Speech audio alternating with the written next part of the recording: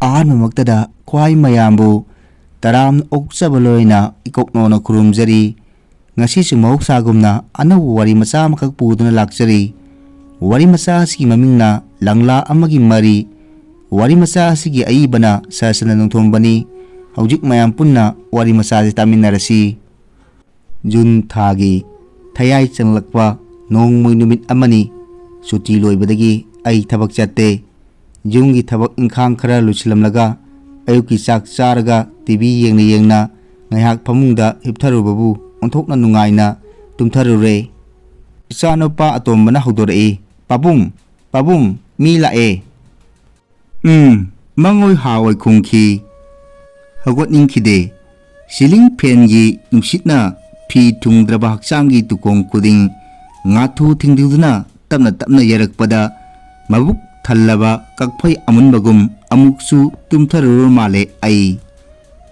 ꯐꯅ ꯀꯨꯏꯔꯕꯒꯤ ꯇꯨꯡꯗ ꯑꯩꯒꯤ ꯅꯨꯄꯤꯅ, "ꯍꯩꯃꯥ ꯃꯣꯏ ꯄꯥꯕꯨꯡ, ꯑꯩꯅꯗꯤ ꯂꯥꯛꯂꯅꯤ ꯍꯥꯏꯅ ꯃꯈꯥꯗ ꯉꯥꯏꯔꯤ"꯫ ꯃꯥꯅꯗꯤ ꯀꯌꯥꯗ ꯅꯨꯡꯉꯥꯏꯅ ꯇꯨꯝꯗꯨꯅ ꯂꯩꯊꯣꯛꯂꯝꯃꯤꯕꯅꯣ꯫ ꯃꯉꯣꯏ ꯍꯥꯑꯣꯏ ꯇꯥꯈꯤꯕꯅꯤ꯫ ꯃꯥꯅ ꯃꯈꯥ ꯇꯥꯔꯛꯏ, "ꯃꯔꯨꯞꯀꯤ ꯁꯦꯜ ꯂꯧꯕ ꯃꯤ ꯂꯥꯛꯏꯌꯦ, ꯍꯧꯒꯠꯄꯤꯔꯣ, ꯀꯌꯥ ꯀꯨꯏꯔꯕꯅꯣ ꯉꯥꯏꯔꯤꯕꯁꯦ"꯫ ꯍꯟꯗꯛꯇꯤ ꯗꯥꯏꯔꯦꯛ ꯍꯛꯆꯥꯡ ꯅꯣꯝꯗꯨꯅ ꯊꯧꯔꯔꯕꯅꯤꯅ ꯑꯩ ꯌꯥꯝꯅ ꯇꯟꯅ ꯍꯛꯀꯥꯝ ꯆꯟꯗꯨꯅ ꯍꯧꯒꯠꯂꯛꯂꯦ꯫ ꯐꯨꯔꯤꯠ ꯑꯃꯇꯪ ꯂꯤꯠꯁꯤꯜꯂꯕ ꯇꯨꯡꯗ ꯐꯝꯐꯝ ꯀꯥꯗ ꯆꯪꯏ꯫ ꯃꯣꯍꯤꯅꯤ ꯐꯝꯗꯨꯅ ꯂꯩꯔꯝꯃꯤ꯫ ꯃꯍꯥꯛ ꯑꯩꯒꯤ ꯅꯨꯄꯤꯒ ꯂꯥꯏꯔꯤꯛ ꯇꯝꯃꯤꯟꯅꯔꯛꯈꯤꯕꯅꯤ꯫ ꯑꯩꯅ ꯍꯥꯏꯈꯤ, "ꯑꯣ ꯏꯕꯦꯝꯃ ꯂꯥꯛꯄ꯭ꯔꯥ? ꯑꯩꯅ ꯉꯁꯥꯏ ꯐꯣꯟ ꯇꯧꯈꯤꯕꯅꯤ"꯫ "ꯍꯣꯏ ꯑꯣꯖꯥ", ꯃꯣꯍꯤꯅꯤꯅ ꯈꯨꯝꯂꯛꯏ꯫ ꯃꯈꯥ ꯇꯥꯔꯛꯈꯤ, "ꯑꯩꯈꯣꯏ ꯑꯣꯖꯥꯁꯨ ꯗꯤꯜꯂꯤꯗ ꯆꯠꯈꯤ꯫ ꯀꯅꯥꯝꯇ ꯂꯩꯇꯗꯨꯅ ꯑꯩꯅ ꯍꯦꯛꯇ ꯂꯥꯛꯆꯔꯕꯅꯤ꯫ ꯑꯣꯖꯥꯒꯤ ꯄꯣꯊꯥꯕ ꯀꯥꯏꯔꯦꯗꯣ"꯫ "ꯐꯔꯕꯅꯤ ꯏꯕꯦꯝꯃ, ꯅꯍꯥꯛ ꯂꯥꯛꯂꯝꯗ꯭ꯔꯕꯗꯤ ꯍꯧꯒꯠꯈꯤꯔꯣꯏ꯫ ꯑꯩꯒꯤ ꯌꯥꯝꯅ ꯐꯠꯇꯕ ꯍꯩꯅꯕꯤ ꯑꯃ ꯂꯩ꯫ ꯇꯨꯝꯕ ꯍꯧꯗꯣꯛꯄꯁꯦ ꯌꯥꯝꯅ ꯁꯥꯎꯒꯟꯕꯁꯤꯅꯤ"꯫ ꯑꯩꯅ ꯍꯥꯏꯈꯤ꯫ ꯅꯨꯄꯤꯅ ꯃꯈꯥ ꯇꯥꯊꯩ, "ꯑꯩꯈꯣꯏ ꯑꯣꯖꯥꯅ ꯇꯨꯝꯈ꯭ꯔꯕꯗꯤ ꯍꯧꯗꯣꯛꯅꯕ ꯇꯟꯅꯩ꯫ ꯑꯩꯁꯨ ꯇꯜꯂꯤ ꯃꯥꯕꯨ ꯍꯧꯗꯣꯛꯄ꯫ ꯑꯇꯣꯟꯕꯗꯨꯇꯪꯗꯤ ꯊꯤꯉꯥꯎ ꯂꯩꯉꯥꯎ ꯍꯦꯛ ꯍꯦꯛ ꯌꯥꯏ"꯫ ꯀꯣꯊ ꯄꯉꯥꯡꯅ ꯉꯥꯡꯈꯤ꯫ ꯑꯩꯅ ꯃꯔꯛ ꯊꯠꯇꯨꯅ, "ꯇꯨ ꯃꯥꯒꯤ ꯃꯔꯥꯏꯕꯛꯀꯤ ꯗꯥꯛꯁꯤ ꯎꯕ꯭ꯔꯥ"꯫ ꯑꯩꯅ ꯅꯨꯄꯤꯒꯤ ꯂꯥꯏꯕꯛꯇ ꯂꯩꯔꯤꯕ ꯗꯥꯛꯇꯨꯗ ꯈꯨꯗꯣꯝꯕꯤ ꯊꯤꯜꯂꯗꯨꯅ ꯃꯈꯥ ꯇꯥꯊꯩ, "ꯃꯁꯤ ꯑꯩꯕꯨ ꯍꯧꯗꯣꯛꯄꯗ ꯂꯩꯈꯤꯕ ꯗꯥꯛꯅꯤ"꯫ "ꯍꯩꯃꯥ, ꯀꯩꯅꯦꯒꯦ"꯫ ꯅꯨꯄꯤꯅ ꯑꯩꯉꯣꯟꯗ ꯅꯣꯛꯇꯨꯅ ꯌꯦꯡꯉꯤ꯫ ꯃꯣꯍꯤꯅꯤꯁꯨ ꯀꯤꯔꯞ ꯉꯔꯞꯅ ꯅꯨꯄꯤꯗ ꯑꯃꯨꯛ ꯑꯩꯉꯣꯟꯗ ꯑꯃꯨꯛ ꯌꯦꯡꯂꯗꯨꯅ, "ꯍꯩꯃꯥ, ꯌꯥꯝ ꯁꯥꯊꯤꯖꯥꯠꯅꯤꯅ, ꯑꯩꯗꯤ ꯀꯤꯖꯩꯕꯣ"꯫ ꯑꯩꯅ ꯃꯈꯥ ꯇꯥꯈꯤ, "ꯁꯨꯝꯗꯧꯕꯅꯤꯗ ꯏꯕꯦꯝꯃ, ꯃꯥꯅ ꯂꯨꯍꯣꯡꯂꯛꯄ ꯀꯨꯏꯗ꯭ꯔꯤꯉꯩ ꯅꯣꯡꯃ ꯁꯤꯒꯨꯝꯕ ꯀꯥꯂꯦꯟꯒꯤ ꯅꯨꯡꯊꯤꯜ ꯑꯃꯗ ꯑꯩ ꯅꯨꯡꯉꯥꯏꯅ ꯇꯨꯝꯊꯔꯨꯕ ꯖꯥꯠꯅꯤ꯫ ꯃꯪꯗ ꯁꯟ ꯑꯃꯅ ꯍꯤꯡꯈꯣꯜꯁꯤꯗ ꯆꯪꯂꯛꯇꯨꯅ ꯑꯩꯅ ꯊꯥꯖꯔꯤꯕ ꯂꯩꯁꯨꯁꯤꯡꯁꯤ ꯆꯥꯊꯣꯛꯈ꯭ꯔꯦ꯫ ꯁꯥꯎꯃꯟꯈꯤꯗꯅ ꯑꯩꯅ ꯆꯩ ꯄꯥꯏꯔꯒ ꯐꯨꯛ ꯍꯧꯒꯠꯇꯨꯅ ꯙꯞ ꯇꯧꯔꯛꯄ ꯃꯇꯥꯡꯗꯨꯒ ꯃꯥꯅ ꯑꯩꯕꯨ ꯍꯧꯗꯣꯛꯂꯛꯄꯒ ꯃꯄꯥ ꯍꯦꯛ ꯆꯥꯟꯅꯔꯨꯗꯨꯅ ꯑꯩꯅ ꯈꯪꯂꯥꯎ ꯂꯥꯎꯕꯗꯨꯗ ꯄꯥꯈꯠꯇꯨꯅ ꯃꯇꯣꯝꯇ ꯃꯥꯒꯤ ꯗ꯭ꯔꯦꯁꯤꯡ ꯇꯦꯕꯜꯗ ꯌꯦꯠꯁꯤꯟꯕ ꯖꯥꯠꯅꯤ꯫ ꯑꯣꯟꯊꯣꯛꯄꯅꯤ ꯏꯕꯦꯝꯃ, ꯏ ꯌꯥꯝꯅ ꯊꯣꯛꯈ꯭ꯔꯦ, ꯑꯩꯕꯨꯁꯨ ꯕꯗꯅꯥꯝ ꯑꯣꯏꯈ꯭ꯔꯦꯗꯅ"꯫ ꯃꯣꯍꯤꯅꯤꯅ ꯉꯛꯅ ꯇꯥꯔꯨꯔꯒ, "ꯍꯩꯃꯥ, ꯑꯗꯨꯗꯤ ꯑꯣꯖꯥꯅ ꯇꯧꯒꯦ ꯍꯥꯏꯅ ꯇꯧꯈꯤꯕꯗꯤ ꯅꯠꯇꯦꯗꯅ"꯫ ꯑꯩꯅ, "ꯍꯣꯏ, ꯃꯗꯨꯗꯒꯤꯅꯤ ꯃꯥꯅ ꯑꯩꯕꯨ ꯕꯗꯅꯥꯝ ꯇꯧꯔꯤꯕꯁꯤ"꯫ ꯑꯩꯈꯣꯏ ꯑꯍꯨꯝ ꯅꯣꯛꯃꯤꯟꯅꯩ꯫ "ꯍꯧꯖꯤꯛꯀꯤ ꯃꯇꯝꯗ ꯁꯦꯟ ꯊꯝꯕꯁꯤ ꯇꯜꯂꯤꯅꯤ ꯏꯕꯦꯝꯃ, ꯑꯗꯨꯅꯅꯤ ꯑꯩꯅ ꯐꯣꯟ ꯇꯧꯈꯤꯕꯗꯣ"꯫ "ꯍꯣꯏ ꯑꯣꯖꯥ, ꯑꯩꯈꯣꯏꯒꯤ ꯁꯤꯌꯥꯔ ꯈꯔ ꯋꯥꯠꯄꯗꯨꯗ ꯏꯀꯥꯏꯗꯨꯅ ꯇꯧꯕꯅꯤ"꯫ "ꯏꯍꯦ, ꯁꯦꯜꯗꯤ ꯅꯈꯣꯏꯅ ꯐꯪꯒꯗꯕꯗꯨꯕꯨ ꯆꯞ ꯃꯥꯟꯅꯗ꯭ꯔꯥꯅꯦ? ꯀꯅꯥꯒꯤꯅꯣ ꯋꯥꯠꯂꯤꯕ ꯁꯤꯌꯥꯔꯁꯦ"꯫ "ꯑꯩꯈꯣꯏ ꯄ꯭ꯔꯃꯣꯒꯤꯅꯤ"꯫ "ꯄ꯭ꯔꯃꯣ ꯍꯥꯏꯕꯗꯤ ꯉꯁꯥꯏ ꯑꯣꯖꯥꯒꯤꯗ ꯊꯥꯖꯈꯤꯕꯗꯨꯅꯤ"꯫ ꯃꯣꯏ ꯄꯥꯕꯨꯡꯅ ꯚꯥꯞ ꯇꯥꯔꯔꯣꯏ꯫ ꯅꯨꯄꯤꯅ ꯇꯥꯞ ꯑꯣꯛꯇꯨꯅ ꯈꯨꯝꯂꯛꯈꯤ, "ꯉꯁꯥꯏ ꯏꯆꯦ ꯄꯤꯁꯛꯀ ꯂꯥꯛꯃꯤꯟꯅꯈꯤꯕꯗꯣ ꯅꯤꯡꯁꯤꯡꯂꯛꯂꯦ"꯫ ꯑꯌꯨꯛꯀꯤ ꯅꯨꯡꯁꯥ ꯀꯟꯅ ꯍꯥꯏꯒꯠꯂꯛꯄ꯫ ꯑꯩꯅ ꯍꯩ ꯂꯩ ꯀꯟꯅ ꯁꯦꯝ ꯁꯥꯔꯤꯉꯩꯗ ꯏꯇꯩꯃ ꯄꯤꯁꯛꯀ ꯂꯥꯛꯃꯤꯟꯅꯈꯤꯕꯤ ꯃꯧ ꯅꯍꯥꯗꯨ꯫ ꯏꯇꯩꯃꯒ ꯑꯩꯒ ꯀꯧꯅꯕꯗ ꯃꯥꯅ ꯏꯇꯩꯃꯒꯤ ꯃꯆꯤ ꯃꯔꯨꯝꯗ ꯑꯉꯥꯡ ꯃꯆꯥꯒꯨꯝ ꯀꯣꯏꯂꯣꯠ ꯂꯣꯠꯂꯗꯨꯅ ꯈꯥꯡꯈꯤꯕꯗꯨ ꯀꯔꯝꯕ ꯅꯨꯄꯤꯅꯣ, ꯀꯔꯤꯒꯤꯅꯣ ꯃꯥꯅ ꯑꯉꯥꯡ ꯃꯆꯥꯁꯨ ꯅꯠꯇꯅ ꯑꯗꯨꯛ ꯏꯀꯥꯏ ꯊꯤꯔꯤꯕꯅ? ꯑꯩ ꯊꯣꯏꯅ ꯈꯣꯏꯖꯪꯂꯨꯗꯦ꯫ ꯅꯨꯄꯤꯅ ꯃꯈꯣꯏꯕꯨ ꯑꯣꯛꯇꯨꯅ ꯑꯗꯨꯝ ꯄꯨꯁꯤꯟꯈ꯭ꯔꯦ꯫ ꯀꯔꯤꯅꯣ ꯃꯈꯣꯏ ꯖꯨꯖꯥ ꯉꯥꯡꯅꯈꯤ꯫ ꯉꯥꯏꯍꯥꯛ ꯂꯩꯔꯒ ꯍꯟꯅꯅꯕ ꯊꯣꯔꯛꯂꯦ꯫ ꯆꯠꯂꯝꯗꯥꯏꯗ ꯏꯇꯩꯃꯅ ꯍꯥꯏꯔꯝꯃꯤ, Ibungo, ako'y amuk chatlage. Pare Itayma. Inawgi haikol laikonsida hek changlakpada tayingi masida inghallage honajaribani. Pare yauro yaubiro mauna haduna anauba urigum Itaymada koyet yetke matagumi Itaymadu onthokna khorau thangkhibagum ukhi. Makhoygi phangpham thokpa marupki sefam putukna thinare. Makhoyna pirakpa share marakta apikpa sana machet amasu yauri. Madu nupina Mohinida sinai thoina wa langangna khide. Bab tanarabgum Mohinina magi begta tongan hapsinki. Aina khangna hangki sana machetna karigino. Sel sudaduna security oinaba piramani nupina khumlakhibani.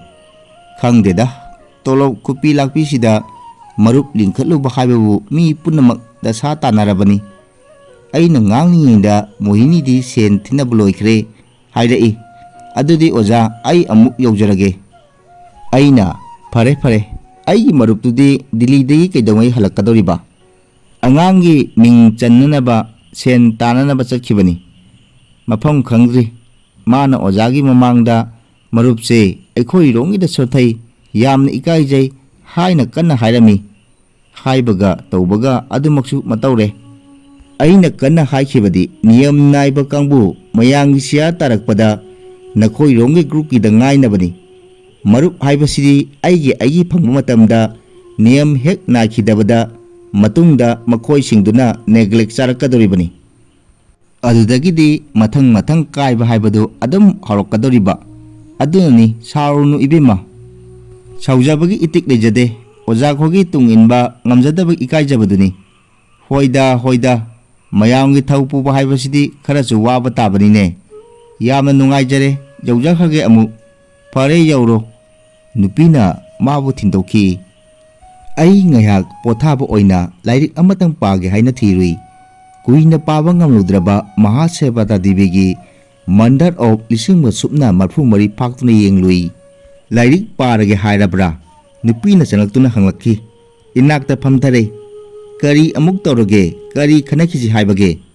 Ma khangi aina lairik paba hokhrabadi disap tawbasi yamna sawi haiba. Ai phamungda amuk hakchang komna hipthari. Magi kusasingna nanduna sanarai aigi isa pumba. Hakchang noina mana harai. Kona khanarabsu yaida. Hayune aina taksinki. Maruki secretary oibasi tokpiro. Sumna member tama oibiro. Aina hena pamlibanine mado. Kok sai miwa tai mina sunungside. Adubu karamdi tawni. Makoina di yade. Nakoi secretary mari natro oiminaribasi. Makoina karisu khangsinade. Miwa tapham phataba taphamdana Ekoidata tainabi. Adubu anubu wafamla. Ngasisi ai yamna nungaite karambu wafam ama leire. Ngasai ai laklami mauna ado. Itaymaga lakminakhibadura. Hoi mahak Mohinigi manaw nupini lukrabini. Aduk nauribidibo. Mapuroibana hinglingaida tolamba senphamsing singba honabada puthabada thangli hai. Masega mataiganatu phana kana honabani. Adubu menba ngamde. Makoina khara yai faridana masin manaw haibasidi honaba tabani menba tabani. Mohini nadi manaw nupi damak yamna wajai. Adubu yumlak sagai amamda mau oikhrabi ngaktani. Uminabani haidunasu sagai onkhrabi nupi anina kayang kuina naksinana yengnarubu ngamgani.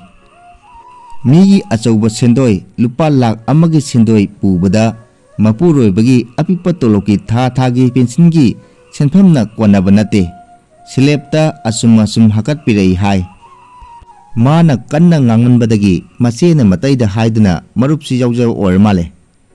Machega mataigagi wakhaldi sinbundubu amuktang ingkat charakhabadi marupki tek hunbadagi khara lemja hobuduna imungi khrastasu oheugani khallubani. Makogi anganba siyadu manaw nupisida pibiduna mahajungi sindoi singre hai.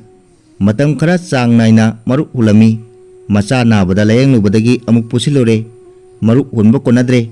Thagi koipu pure oirak lakle. Marupti tangkhai chandri. Machedu magi khanbada khawang narabani. Ngasagi sana macheto masegi nanapigi naningni. Lupa chani watpagi khara thambi haiduna sinarambani. Moi pabung leibaduda mana kayada hanggojakhiba aduk naujaribi mana mamaido mahing ngakta onthokna yengba nungai khidre. Khogulnaduna mahak ngahak tumin lepki matin jothraduna makha tarai masega mabanidani pungminnariba mayumda lesaringaidadi onthokna kethokna laiminnarakibani mabani. Piba yawyadaba mama mapana makhoi anigi asada hingjakhibani. Machedudi yamna soli toina nagali manau nupiduna masamu phawaju heli masak matau changkhonbasu heli. Aduna machena mayum pandringaida mana hana luhongkhibani. Magi nupadu khara mangau thirai tungi thoina khalude. Thabak macha ama torami mama mapagi sampati na hingbani. Mana pusilakpa pusilaktaba thoina thirude. Madom pokpanina maning tamna mana thokchakpa khardu sathok thathokuna nungai thokna lenjaba jatni. Punsibu nungaina loganba midaduni. Parmo sahi nauna macha manga sujanki nupa ahum nupi ani. Jugsigi yaifa yumbangi wa makhogi daranala likcharakpa ahal lamansingna onthokna tatheki hai. Akonbagi atonbadu pokngaidani parmogi mapuroibaduna gari accident amada lakhidabadu. Makhogi amata poksaba machana paduna chakkhrabatung ahal anidesu ikoi kuiduna tungda mangda machagi lambida adum kudung inaduna chatkre hai. Naitom tahorabi maraibak thirabi manau nupidugi damak machena wajai. Mohini khoigi ahal lamansu haujikti lakhidre. Aigi maruptugi maraibak thiba haibaduni. Parmo naha oiri mayum makai panba yari. Adubu macha manga lairabadina madusu oithokpa yadri. Minadi yamna hairei them lei hai. Adubu haujiki nupasingbu karamna thajaba thamluba ngamgadage. Nupa haibasingsi ngayaki apamna ngawba ngaktani. Maduna tung koibadi khak yaroidaba. Summi parmo mayum pandabana phagani. Machasingi khanba phai. Adubu luribadi matam masida juk asida parmogumbi naha oribi lukhrabi amana macha manga ga loinana kayang koina madom lepsaba ngamgani. Phattaba nupasingi kalak kanjawo miyeng leikagi miwang nganbi nupisingi phatta lauching higaiwa mayam ama nandhabirakani soidana matu solabi nupiduda. Miyoiba haibasi masagi khajiktangbu ojagadaba lairaba miwang nganabagi machakbu oirabadi mi amabu noroki komda hanjin langthabibada mathomoida awaba karisu phawdaba miyoi kaya amasu lairi ngasigi juksida. Oktaba nupa kayana owa mapuroiba nauna kainakhrabi nupisingbu sanapakum khali. Sena laiba yaba kaithengi laidibigum ui. Masibu karamba makhogi wakhalno. Nupibu nupagumna uba ngamdabasi karigino. Atonbada chetana amuk chabasisu miyoibagi machat oira male. Magi nupagi thabak mahut dain harnesta thabak pigani haidunasu sel jamna lobikhra male. Thabak tuna sahi manga taru haukraba phawba yai yade haiduna namsinduna thambiri hai. Madugisu sendoi puri male miyoibasi kayara tamthikhraba. Sahi khara asida matainasu mabu thaptoknaba pamlabagum tawre hai. Mana lakpa khuding leithoknaba honarakpagum taw male. Machena magidamak kaya wajai. Lona kaya phongna kaya tengbangnabasu kalengi leitangai thakta phorokpa lekakpu ising pun kaya haitharaga thanba ngamgani. Machegi mafamda achawa pulum ama manau nupina oiri ngasi. Magi ireng khakna oirakhibi maraibuk thiba yabamkhai thiyaurabi macha mangagi arumba bar puraduna hinglibi nupi ase magi manau nupigi damak oirabasu mahak ngasidi sagai amagi mauni. Aduga mahak mache masasu atopa sagai amada ongduna sadana uraduna mapuroibagi jaga ina chiksinna yumbalibi sagai mauni. Machin manau oirabasu makhoi ani kayang kuina yengnaba ngamkhigani. Nupi oibini mapuroibagi apamagi mayokta nupi oibi amana kaya chawa minungsi ama utluba ngamgani. Pangan sonbini nongma mapuroibagi sauningba tanja thoklubadagi mikup amada makhoi anisu kainakhiba yai. Kayada sonkraba langlano. Hingnabagi lanphamda mayoknariba jugsigi miyoibana masagi hingnabagidamak tahoidaba thidana set setuna chanari. Selgidamak oida pada kaya aoiba saduna ngangnari. Angambana asonbabu tuhatuna chabaji taibangi chanabi oira male. Hingbada hingsa changi. Hingsa pamlabadi hingdaba tai. Hingbaga hingdabaga karambano miyoibana chatkadaba dharma. Nongma Mohini gi mapuroibana Mohini da hangki hai. Mohini aikoibu hingkisi haibra sirasi haibra. Mohini na karino wahangdubo hingi haiduna aikoi lairibani. Sisi hairabadi asuk wana amuk honarudrabasu yarena. Aduni mapuroibana makha taraki hai. Thengna yum panbagi haunaba isa singji semgadaba yamna sangna watli wakhan khara khandabadi phare. Numitsigi matungdagidi Mohini da khangamdaba haifam khangdaba chaifu amana tatana kanthalakpagum chaina phauki hai. Numitu magi nupana macha singi ming chananaba thomlamba senpham khara manaw nupida tawdaba yadaba maram amagidamak pithoklubaga mari leinei haina mana tamki. Raiduna oithi thiduna manaw nupida piruraga amuk singhalaki hai. Adum oinamak magi machindadi manaw nupibu amuk hana hangba laknanu haibasi matangdi haijaba khak angkhide. Asini Mohini gi thamoigi asonba. Asini magi awaba. Matu sona pidona hingjaribi manaw nupidugi mafamda mana adumna hairuba thoklabadi karigumbada maduna maram oiduna khangba ngamlaktabadagi mana sikhi nakiba thoklo.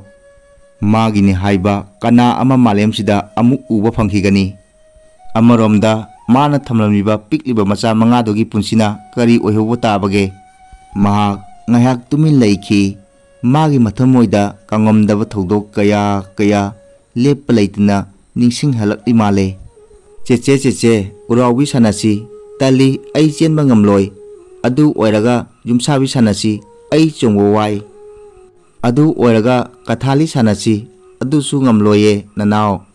Cheche nang yamna warabra. Hoi ai yamna ware. Waganu cheche imana kaithen kumlaklagani. Imana lairakpa kaithen ngamok chini sapu charabadi nang soidna kalani cheche.